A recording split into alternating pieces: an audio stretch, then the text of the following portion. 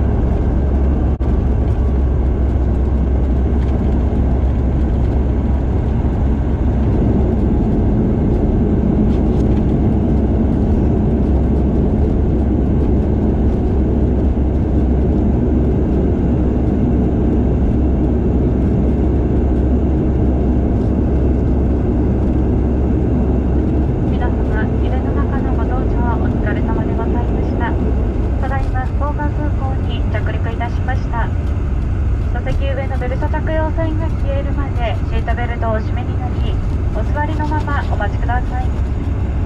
上の棚を開けた時に手荷物が滑り出る恐れがありますのでお気をつけください。ただいまからすべての電子機器をお使いになれます。なお、他のお客様のご迷惑となりますので、携帯電話での通話はお控えください。飛行機をお降りの際には忘れ物をなさいませんよう、上の棚やシートポケット、座席周りをよくお確かめください。特に携帯電話、ワイヤレスイヤホン、お土産の袋などのお忘れ物が大変多くなっておりますのでご注意ください。機内でのスムーズなご搭乗と不確実な手荷物収納のため、次回ご利用の際にもカウンターでの手荷物のお預けにご協力くださいますようお願いいたします。福岡空港到着ロビーへはバスでお送りいたします。飛行機を降りられましたらバスにご乗車ください。なお、引き続き感染予防対策として飛行機をお降りの際には前のお客様と適度な距離をとってお降りいただき、バス車内やターミナル内でもマスクの着用をお願いいたします。機内で出ましたご不要なものや飲み終わりましたカップなどがございましたら、飛行機をお降りの際、機内前方の袋にお入れください。皆様、今日も ORC オリエンタリアブリッジと ANA並びに JAL とのコードシェア便をご利用いただきましてありがとうございました。空港から先もどうぞ気をつけてお迎えください。また皆様の次のご搭乗を乗務員一同お待ちしております。